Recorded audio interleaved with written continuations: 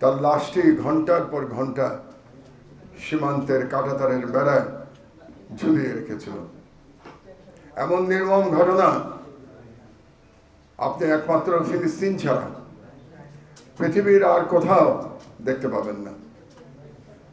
ফিলিস্তিনে যেভাবে আজকে শিশু কিশোর কিশোরী হত্যা করা হচ্ছে জায়নিস্ট আর্মি কর্তৃক, ঠিক একইভাবে বিএসএফ আমাদের ফেলানীকে হত্যা করেছিল।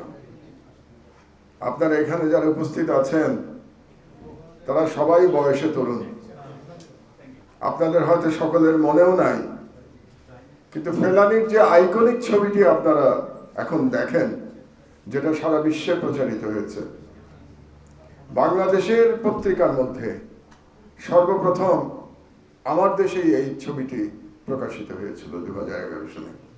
এটা আপনারা অনেকেই জানেন না, কারণ 2011 সালে দিল্লির দালাল শেখ হাসিনার সরকার ক্ষমতায় ছিল। কাজেই সেই সময় কোনো পত্রিকার সাহস হয় নাই যে ফেলানীর এই ছবিটি তারা ছাপায়। আমার দেশ ছাপানোর পরে অন্যান্য পত্রিকা এই ছবিটি ছাপিয়েছিল সেই সময়। সুতরাং আমরা এটুকুই বলতে পারি যে আমার দেশ কোনো অবস্থাতেই ফ্যাসিবাদের কাছে মাথা নত করে নাই, কোনো অবস্থাতেই ভারতীয় আধিপত্যবাদকে পরোয়া করে নাই। আমাদের যেটা কর্তব্য সেটা আমরা পালন করে গেছি। সর্বত্রই সর্বদাই বিএসএফ বাংলাদেশের জনগণের জীবনকে কোনো মূল্য দেয় নাই। তারা বর্ডারে বাংলাদেশের জনগণকে পেয়েছে এবং গুলি করে মেরেছে। এবং আপনাদের জানা দরকার, সর্বক্ষেত্রে যে ভারতীয় ভূমিতে গুলি করা হয়েছে ব্যাপারটা কিন্তু সেরকম নয়। বহু ক্ষেত্রে বাংলাদেশের সীমানার মধ্যে গুলি করে হত্যা করা হয়েছে। যারা বর্ডার এলাকায় থাকেন তারা আপনারা জানেন যে বর্ডার এলাকায় আমাদের কৃষকেরা আছে, তারা সেখানে চাষবাস করেন এবং কৃষিক্ষেত্রে কাজ করার সময় গুলি করে মারা হয়েছে, এরকম ঘটনা এনতা।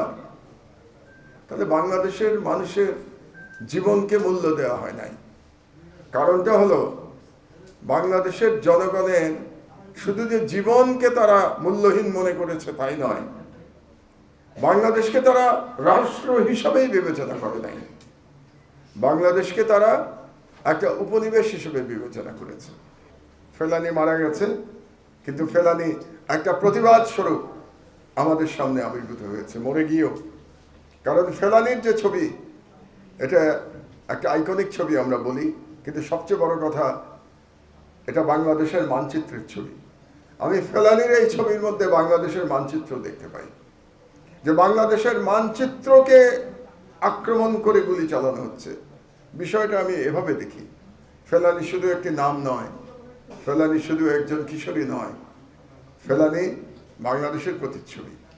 তো সেই অর্থে আজকের দিনটি অত্যন্ত গুরুত্বপূর্ণ এবং এই দিনে প্রতিবার আমাদের প্রতিজ্ঞা করা উচিত যে আমরা ভারতীয় সম্প্রসারণবাদের বিরুদ্ধে, ভারতীয় হেজেমনির বিরুদ্ধে আমরা ঐক্যবদ্ধভাবে লড়াই করে যাব।